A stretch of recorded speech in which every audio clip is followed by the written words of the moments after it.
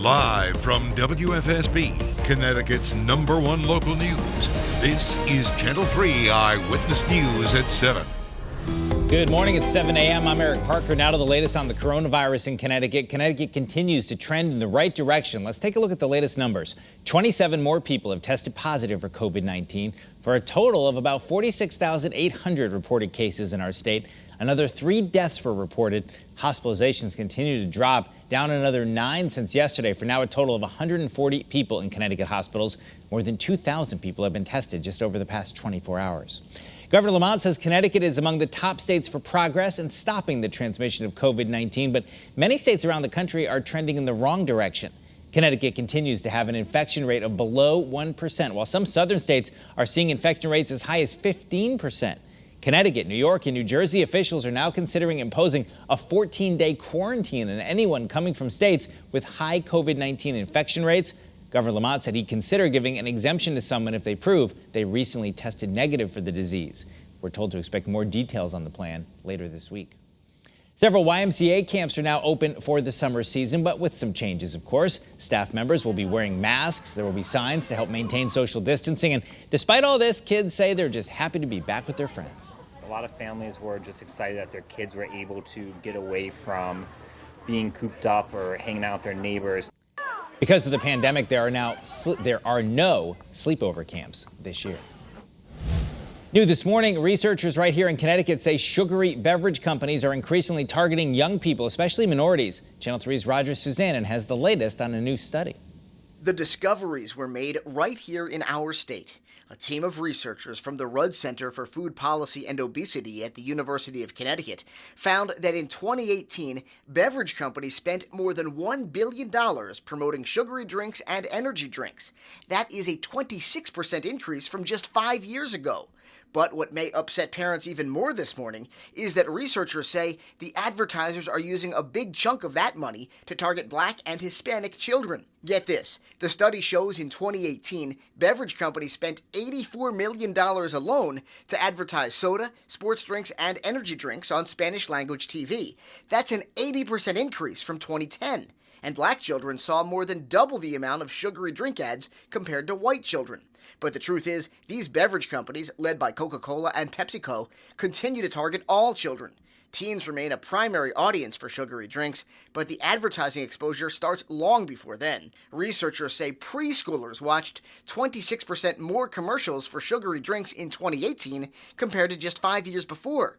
The researchers say the only way to end this epidemic is to commit to real change. That was Roger Suzanne reporting. Happening today, friends and family will say goodbye to 27-year-old Rayshard Brooks. He was shot and killed by an Atlanta police officer at a Wendy's restaurant earlier this month. Officer Garrett Rolfe is charged with felony murder. Today's funeral will be private, but hundreds attended a public viewing yesterday. And face masks, meals, and care packages will be handed out today in Hartford's North End. Men Standing Up Against Violence is sponsoring that event. The group offers outreach programs for kids and teens and works to eliminate gun violence. The event is happening from 8 this morning until 1 this afternoon at Phillips Metropolitan on Main Street. All right, hi everybody, good morning. Our Doppler is dry. It might change a little bit later on this afternoon, especially in northwest and southwest Connecticut, as we could see some pop-up showers or a brief thunderstorm, just like we had yesterday, and very isolated in nature. But today, again, the headline is going to be the heat. I think these numbers are a little bit low, maybe for northwest and southwest Connecticut. We're expecting these temperatures to be in the mid to upper 80s, but at Bradley, we're looking for a high today of about 93 degrees. For the shoreline, we're talking about temperatures out there that are going to be moving about 81 degrees. This is for Groton. For New Haven and Bridgeport, the temperature will be closer to 90 degrees. Already at 7 o'clock this morning, 71 in New Haven, 72 in Bridgeport, 71 at Brainerd, 69 at Bradley. The numbers are way above where they should be, 59 the typical overnight low. And look at the dew points in the mid to upper 60s out there, so it is rather muggy. The winds are not too substantial, anywhere from 3 to 6 miles an hour, not a big deal. But by later on this afternoon, there will be an onshore breeze in Groton that'll keep the temperatures there a little bit cooler than the rest of the state. ICAMS, Hartford, you guys are looking good. We'll take you to stores right now. The fog is slowly burning off, but we had some pretty thick fog there in parts of stores and in parts of northeast and southeast Connecticut this morning, with visibility down to goose eggs in parts of the state. All right, as you can see, there's a frontal boundary making its way through Ohio, and you can see all of that moisture that's pushing through Indiana. That's going to eventually become ours tomorrow afternoon and tomorrow evening. Anytime after noontime, we do run the risk for some scattered showers. So let's take a look at Futurecast tomorrow's weather today. Today, northwest Connecticut might see a pop-up shower or a thunderstorm. And then tonight we'll increase the clouds and there could be some fog by tomorrow morning. And then you'll notice during the day tomorrow, this is 6:15, just partly to mostly cloudy. And here come those showers and thunderstorms. This is around noontime tomorrow.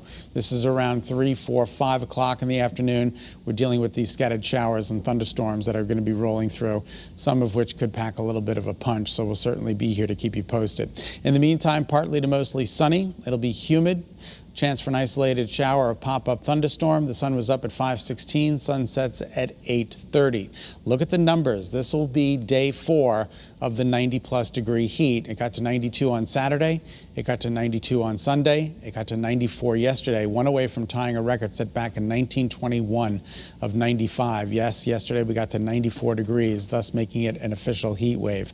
7 days ahead, 88 tomorrow. A little bit cooler, if you want to call 88 cool with humid weather. It's still going to be humid. And let me tell you, there is an opportunity for scattered showers and thunderstorms tomorrow afternoon and into the early evening. Thursday looks good. Friday looks good. Saturday looks good. Humidity will be coming down for Friday and Saturday with temperatures in the mid to upper 80s. And then the numbers start inching back up for Sunday with the humidity and a chance for an isolated shower or thunderstorm. Not a washout by any means. All right, that's a quick check of your early warning forecast. I'm meteorologist Scot Haney in the Early Warning Forecast Center.